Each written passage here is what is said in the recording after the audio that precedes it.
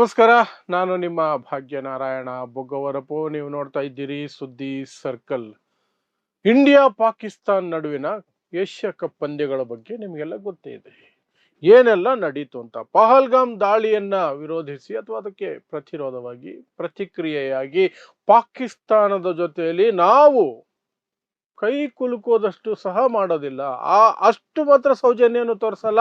They are unfit for this. ಅವರು ಅದಕ್ಕೆ ಅರ್ಹರು ಅಲ್ಲ. ನಾವು ಮಾಡಲ್ಲ, ಕೈ ಟಚ್ ಮಾಡಲ್ಲ, ನೆಟ್ಟಿಗೆ ಅವ್ರ ಮುಖನೇ ನೋಡಲ್ಲ, ಹೋಗ್ರಿ ಅಂದ್ರು. ಆದ್ರೆ ಮ್ಯಾಚ್ ಯಾಕೆ ಆಡ್ತೀರಿ ಅಂದ್ರೆ ಅದಕ್ಕೆ ಉತ್ತರ ಇರಲಿಲ್ಲ. ಅಮಿತ್ ಶಾ ಮಗ ಜೈಶಾಗೆ ಲಾಸ್ ಆಗ್ಬಿಡುತ್ತೆ. ಜೈಶಾ ನಡೆಸುವ ಒಂದು ಪ್ರೈವೇಟ್ ಕಂಪನಿ ಇದೆಯಲ್ಲ, BCCI ಅಂತ, ಅದಕ್ಕೆ ನಷ್ಟ ಆಗ್ಬಿಡುತ್ತೆ. ಸಾಕಷ್ಟು ಟಿವಿ ಚಾನೆಲ್ಗಳಿಗೆ ನಷ್ಟ ಆಗ್ಬಿಡುತ್ತೆ, ಯಾರ್ಯಾರಿಗೋ ನಷ್ಟ ಆಗುತ್ತೆ. ಸೊ ಅದು ಬಂದಾಗ ಮಾತ್ರ ಕ್ರಿಕೆಟ್ ಆಡಬೇಕು. ಕೇಳಿದ್ರೆ ಅದಕ್ಕೊಂದು ಸಬೂಬು. ಇದು ಬೈಲ್ಯಾಟ್ರಲ್ ಅಲ್ಲ, ದ್ವಿಪಕ್ಷೀಯ ಎರಡೇ ದೇಶಗಳ ನಡುವೆ ನಡೀತಾ ಇರುವಂತ ಸರಣಿ ಅಲ್ಲ, ಇದು ಮಲ್ಟಿಲ್ಯಾಟ್ರಲ್, ಒಂದು ಟೂರ್ನಮೆಂಟ್, ಅಲ್ಲಿ ಆಡ್ಬೇಕಾಗತ್ತೆ, ಏನ್ ಮಾಡೋದು ಅನ್ನೋಂಥ ಸಬೂಬನ್ನ ಕೊಟ್ಟರು. ಒಟ್ಟಿನಲ್ಲಿ ಅವ್ರು ಆಡ್ಸಿದ್ದು ದುಡ್ಡುಗೋಸ್ಕರ ಅಷ್ಟೇ, ನೀನೇನಿಲ್ಲ. ದುಡ್ಡುಗೋಸ್ಕರ ಆಡ್ಸಿದ್ದಾರೆ, ಅದನ್ನು ಒಪ್ಕೊಳ್ಳೇಬೇಕು. ಅದನ್ನ ಇಲ್ಲ ಅಂದ್ಬಿಟ್ರೆ ಅದು ಎಲ್ಲೆಲ್ಲಿಗೋ ಹೋಗ್ಬಿಡುತ್ತೆ, ಅದು ಬಿಡಿ. ಆದ್ರೆ ಈ ಕೈ ಕುಲ್ಕಲ್ಲ ಅನ್ನುವಂಥದ್ದನ್ನೊಂದು ಮಾಡಿದ್ರಲ್ಲ. ಮೊದಲನೇ ಮ್ಯಾಚ್ ಸೆಪ್ಟೆಂಬರ್ 14ನೇ ತಾರೀಕು ನಡೆದಾಗ ಕೈ ಕುಲ್ಕಲಿಲ್ಲ. ಟಾಸ್ ಆಗಿದ್ದ ತಕ್ಷಣ ಮ್ಯಾಚ್ ಮುಗಿದ ಮೇಲೂ ಕೈ ಕುಲ್ಕಲಿಲ್ಲ. ಹೋಗಿ ಡೋರ್ ಕ್ಲೋಸ್ ಮಾಡ್ಕೊಂಡ್ರು ಇಂಡಿಯನ್ ಪ್ಲೇಯರ್ಸ್. ವಾಹ್ ಅಂತ ಹೊಗಳಿಕೆಗಳು ಬಂದವು. ಆ ಮ್ಯಾಚ್ ಆರಂಭಕ್ಕೂ ಮುನ್ನ ಏನಾಗಿತ್ತು, ಎಲ್ಲರೂ ಬೈತಿದ್ರು, ಈ ಮ್ಯಾಚ್ ನೋಡಬಾರ್ದು, ಯಾಕೆ ಆಡ್ತೀರಿ, ಆಡಲೇಬಾರ್ದು, ನಾವು ನೋಡಲ್ಲ, ದೇಶಭಕ್ತರು ಯಾರು ನೋಡಬಾರ್ದು, ಹಾಗೆ ಹೀಗೆ ಅನ್ಕೊಂಡಿದ್ರು.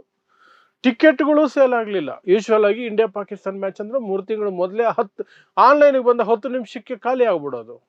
ಅರ್ಧಕ್ಕರ್ಧ ಸ್ಟೇಡಿಯಂ ಖಾಲಿ ಇತ್ತು. ಸೊ ಅಷ್ಟೆಲ್ಲ ಆದ ನಂತರ ಮ್ಯಾಚ್ ನಡೀತು. ಕೈ ಕುಲ್ಕಲಿಲ್ಲ, ಟಾಸ್ ಅಲ್ಲೂ ಕುಲ್ಕಲಿಲ್ಲ, ಮ್ಯಾಚ್ ಮುಗಿದ ಮೇಲೂ ಕುಲ್ಕಲಿಲ್ಲ. ಒಬ್ಬೊಬ್ಬೊಬ್ಬ ಹಂಗೆ ನೆಕ್ಸ್ಟ್ ಮ್ಯಾಚ್ 21ನೇ ತಾರೀಕು ಬಂತು, ಸೆಪ್ಟೆಂಬರ್ 21. ಆ ಮ್ಯಾಚ್ ಆಡಬೇಕಾದ್ರೆ ಒಂದಷ್ಟು ಜನ ಹಳೆ ಪ್ರಾಮಿಸ್ ಅನ್ನ ಮುರಿದು ಬಿಟ್ರು. ನಾವು ಈ ಮ್ಯಾಚ್ ನೋಡಲ್ಲ, ಇದು ಪಾಕಿಸ್ತಾನದ ಜೊತೆ ಅವಶ್ಯಕತೆ ಇಲ್ಲ ಅನ್ನೋರೆಲ್ಲ ಸ್ವಲ್ಪ ಶಿಫ್ಟ್ ಆದರು. ಇಲ್ಲ ಹೊಡಿತಾರೆ, ಪಾಕಿಸ್ತಾನಿಗೆ ಅವಮಾನ ಆಗತ್ತೆ, ನಾವು ನೋಡ್ತೀವಿ ಅನ್ನೋ ಮಟ್ಟಕ್ಕೆ ಬಂದರು. ಅದನ್ನು ನೋಡಿದ್ರು. ಆವತ್ತು ಅದೇ ಟಾಸಲ್ಲೂ ಕೈ ಕುಲ್ಕಿಲ್ಲ, ಈ ಕಡೆನೂ ಕೈ ಕುಲ್ಕಿಲ್ಲ ಅಂತ ಅದಾಯ್ತು. ಓಕೆ, ಮತ್ತೆ ಫೈನಲ್ಗೂ ಅವರೇ ತಗ್ಲಾಕೊಂಡ್ರು. ಮೊನ್ನೆ ಆದಂತ ಮ್ಯಾಚ್ ಭಾನುವಾರ. ಈ ಭಾನುವಾರ ಅನ್ನೋದ್ರಲ್ಲಿ ಒಂದು ಮಜಾ ನೋಡಿ. ಹೆಂಗೆ ಸೆಟ್ಟಿಂಗ್ ಆಗಿಲ್ಲ ಅಂತ ಹೆಂಗೆ ಹೇಳ್ತಾರೋ ಗೊತ್ತಿಲ್ಲ. ಮೊದಲನೇ ಮ್ಯಾಚ್ ಸೆಪ್ಟೆಂಬರ್ 14ನೇ ತಾರೀಕು ಭಾನುವಾರ. ಎರಡನೇ ಮ್ಯಾಚ್ ಸೂಪರ್ 4, ಅದು ಭಾನುವಾರನೇ. ಫೈನಲ್ಸು ಭಾನುವಾರನೇ. ನಾವು ದುಡ್ಡು ಮುಖ್ಯ ಅಲ್ಲ, ದೇಶ ಮುಖ್ಯ. ಅಲ್ಲಿ ಪ್ರಾಣ ಕಳೆದುಕೊಂಡಿರುವಂತಹ 26 ಜನರಿಗಾಗಿ ನಾವು ಏನು ಬೇಕಾದ್ರೂ ಮಾಡ್ತೀವಿ. ಪಾಕಿಸ್ತಾನಕ್ಕೆ ನೀರು ನಿಲ್ಲಿಸಿದೀವಿ, ಆಪರೇಷನ್ ಸಿಂಧೂರ ಮಾಡಿದೀವಿ. ಪಾಕಿಸ್ತಾನವನ್ನ ಎಂಥ ಲುಚ್ಚ ಲಫಂಗ ದೇಶ ಅನ್ನೋದನ್ನ ನಿರೂಪಣೆ ಮಾಡೋದಕ್ಕೆ ತಂಡಗಳನ್ನು ರಚಿಸಿ ಪಕ್ಷಾತೀತರಾಗಿ ಎಲ್ಲ ದೇಶಗಳಿಗೂ ನಮ್ಮ ಸಂಸದರನ್ನ ಕಳಿಸಿದೀವಿ. ಅಲ್ಲೆಲ್ಲ ಹೋಗಿ ಅವರೆಲ್ಲ ಡಂಗೂರ ಸಾರ್ತವ್ರೆ, ಪಾಕಿಸ್ತಾನ ಇಂತಹ ಕಚಡ ದೇಶ ಅಂತ. ನಾವು ಬಿಡಲ್ಲ. ಪಾಕಿಸ್ತಾನದ ಹೀರೋಯಿನ್ ಇದ್ದಿದ್ದಕ್ಕೆ ಒಂದು ಸಿನಿಮಾವನ್ನ ರಿಲೀಸ್ ಮಾಡಕ್ಕೆ ಬಿಡ್ಲಿಲ್ಲ ಇಂಡಿಯಾದಲ್ಲಿ. ಪಾಪ ಆ ಸಿನಿಮಾ ಶೂಟಿಂಗು ಪಹಲ್ಗಾಮ್ ದಾಳಿಗಿಂತ ಮೊದಲೇ ಆಗ್ಬಿಟ್ಟಿತ್ತು, ಆದ್ರೂ ಬಿಡ್ಲಿಲ್ಲ. ಆದ್ರೆ ಈಗ ಕ್ರಿಕೆಟ್ ಆಡೋದಕ್ಕೆ ಮಲ್ಟಿಲ್ಯಾಟ್ರಲ್ ಏನೇನೋ ಕಥೆಗಳನ್ನು ಕಟ್ಟಿದ್ರು, ಅದೆಲ್ಲ ನಿಮಗೆ ಗೊತ್ತಿರೋದ ವಿಚಾರ. ಆದ್ರೆ ಈಗ ಮಜಾ ಏನು ಅಂದ್ರೆ, ಫೈನಲ್ಸ್ ದಿನಾನು ನಾವು ಪಾಕಿಸ್ತಾನಿಗಳು ವೇದಿಕೆ ಮೇಲಿದ್ರೆ ನಾವು ವೇದಿಕೆ ಮೇಲೆ ಬರಲ್ಲ. ಪಾಕಿಸ್ತಾನಿಗಳು ಕಪ್ ಕೊಟ್ರೆ ನಾವು ತಗೊಳಲ್ಲ, ಗೆದ್ರು ತಗೊಳಲ್ಲ ಅಂತ ಮೊದಲೇ ಅನೌನ್ಸ್ ಮಾಡಿದ್ರು. ಸರಿ, ಹಂಗೆ ಗೆದ್ರು ಸಹ. ಗೆದ್ದ ತಕ್ಷಣ ಮೊಹಸಿನ್ ನಖ್ವಿ ಆ ವ್ಯಕ್ತಿ ಪಾಕಿಸ್ತಾನದಲ್ಲಿ interior minister plus Pakistan cricket ಬೋರ್ಡ್ನ ಮುಖ್ಯಸ್ಥ ಪ್ಲಸ್ ಏಷ್ಯನ್ ಕ್ರಿಕೆಟ್ ಕೌನ್ಸಿಲ್ನ chairman. Asian cricket council chairman ಆಗಿರೋದ್ರಿಂದ ಏಷ್ಯಾ ಕಪ್ಪಿನ ಟ್ರೋಫಿ ಏನಿದೆ ಅದನ್ನ ಗೆದ್ದ ತಂಡಕ್ಕೆ ಕೊಡೋದು ಆ ವ್ಯಕ್ತಿನೇ. ಅದಕ್ಕೆ ಇವರು ಮೊದಲೇ ಹೇಳಿದ್ರು, ಆ ವ್ಯಕ್ತಿ ಕೊಟ್ಟರೆ ನಾವು ತಗೊಳ್ಳಲ್ಲ ಅಂತ.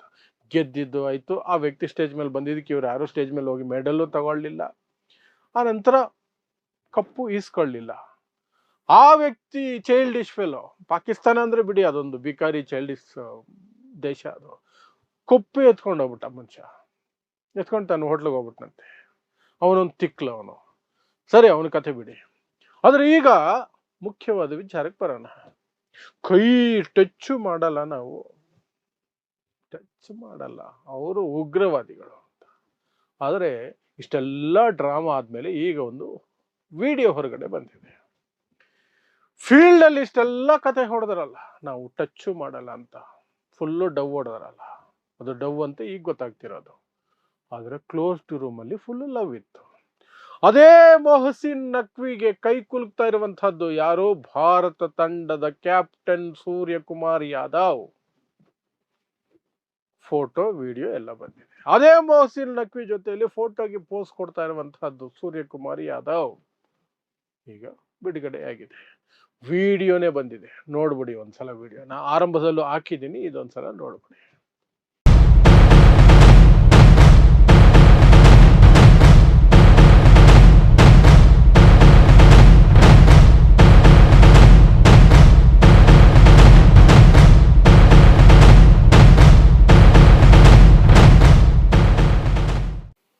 ಸೊ ನೋಡಿದ್ರಲ್ಲ, ಸ್ವಚ್ಛಂದವಾಗಿ ಪ್ರೀತಿಯಿಂದ. ಇದು ಹೇಗಿದೆ ಅಂದ್ರೆ, ರೂಮ್ ಒಳಗಡೆ ಲವ್, ಗ್ರೌಂಡ್ ಅಲ್ಲಿ ಡವ್ ಅಂದಂಗೆ ಆಯ್ತು. ಅಲ್ಲಿ ಏನೂ ಇಲ್ಲ, ಕೈ ಕುಲ್ಕಿದ್ದು ಆಯ್ತು, ಜೊತೆಲಿ ನಿಂತ್ಕೊಂಡಿದ್ದಾಯ್ತು, ಫೋಟೋ ತೆಗೆಸ್ಕೊಂಡಿದ್ದಾಯ್ತು, ಎಲ್ಲ ಆಯ್ತು. ಇಲ್ಲಿ ಮಾತ್ರ ಪಾಪ ಆ ವಿಡಿಯೋ ಹೊರಗಡೆ ಬರಲ್ಲ ಅನ್ಕೊಂಡಿದ್ರೇನು ಸೂರ್ಯಕುಮಾರ್ ಯಾದವ್ ಮತ್ತು ತಂಡ. ಹೊರಗಡೆ ಬಂದ್ಬಿಟ್ಟಿದೆ. ಅದೇ ಪಾಪಿಗಳು ಹೊರಗಡೆ ತಂದುಬಿಟ್ಟವ್ರೆ ಅಂತ ಈಗ ಬೈಕಳ್ತಿರ್ತಾರೆ.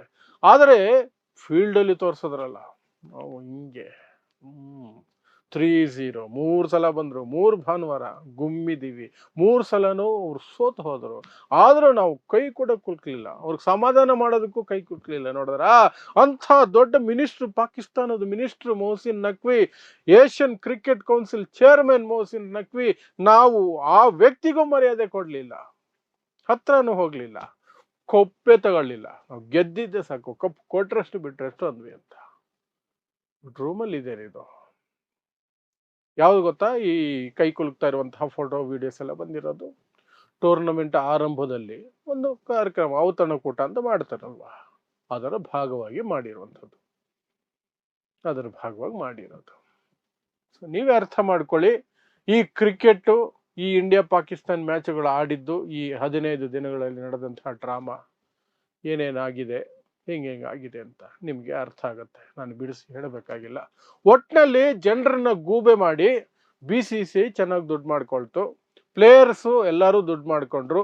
ಮೋದಿ ತನ್ನ ಸ್ನೇಹಿತನ ಮಗನ ಆದಾಯಕ್ಕೆ ಯಾವುದೇ ಪೆಟ್ಟು ಬರದ ಹಾಗೆ ನೋಡ್ಕೊಂಡ್ರು. ಮಿಸ್ಟರ್ ಜೈಶಾ, ಆ ಜೈಶಾ ಅನ್ನುವಂತಹ ಮಹಾನ್ ಕ್ರೀಡಾಪಟು ಬಗ್ಗೆ ನಿಮ್ಗೆಲ್ಲ ಗೊತ್ತೇ ಇರುತ್ತೆ, ವಿವರಿಸಿ ಹೇಳೋದಕ್ಕೆ ಇದು ಸಂದರ್ಭ ಅಲ್ಲ, ಸಮಯನೂ ಇಲ್ಲ. ಸೊ ಆ ಮಹಾನ್ ಕ್ರಿಕೆಟಿಗ, ದಂತಕತೆ, ಕ್ರಿಕೆಟ್ನ ದಂತಕತೆ ಜೈಶಾ ನಡೆಸುವಂತಹ ICC BCCI ಅದೆಲ್ಲದರ ಮಾನವನ್ನ, ಪ್ರಾಣವನ್ನ, ದುಡ್ಡನ್ನ ಕಾಪಾಡಿದಂತಹ ನರೇಂದ್ರ ಮೋದಿ ಮತ್ತು ತಂಡಕ್ಕೆ ಏಷ್ಯಾ ಕಪ್ ಗೆದ್ದಿದ್ದಕ್ಕೆ ಅಭಿನಂದನೆಗಳನ್ನು ಸಲ್ಲಿಸ್ತೀನಿ. ಮೋದಿ ಅವರೇನೆ ಇದು ಫೀಲ್ಡ್ ಮೇಲೆ ಆಗಿರುವ ಆಪರೇಷನ್ ಸಿಂಧೂರ ಅಂದು, ಆಪರೇಷನ್ ಸಿಂಧೂರ ಮತ್ತು ಆರ್ಮಿಗೆ ಅವಮಾನಿಸಿದ್ದಕ್ಕೂ ಸಹ ಮೋದಿ ಅವರಿಗೆ ಧನ್ಯವಾದಗಳನ್ನು ಅರ್ಪಿಸ್ತಾ ನನ್ನ ಮಾತನ್ನು ಮುಗಿಸ್ತೀನಿ. ಸೊ ಇಂಥದ್ದೇ ವಿಶೇಷ ವಿಶ್ಲೇಷಣೆಗಳಿಗಾಗಿ ನೋಡ್ತಾ ಇರಿ ಸುದ್ದಿ ಸರ್ಕಲ್. ನಾನು ನಿಮ್ಮ ಭಾಗ್ಯ ನಾರಾಯಣ ಬೊಗವರಪೋ.